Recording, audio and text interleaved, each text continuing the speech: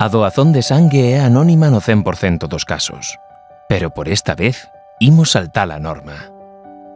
Eu penso que todavía hai moito medo, sabes? O tema das agullas, o que pasa despois, como estarei, que contaxiarse, esas cousas. Penso que todavía hai moito medo.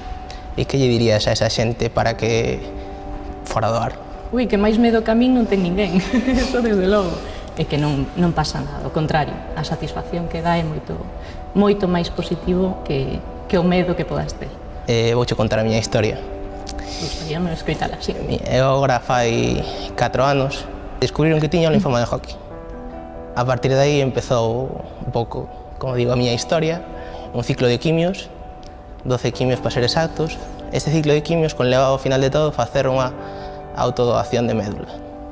Ese ciclo tampouco foi. Así que pasei a outro ciclo. A partir de aquí xa non había posibilidade de facer autodoación.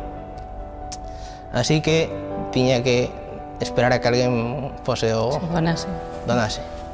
Tive un doador que foi meu irmán e foi ben a doación. E gracias a xente como a ti estou aquí. Pois non sabes o que me alegra ver eso, de verdade. Doa, porque ti dalo tipo.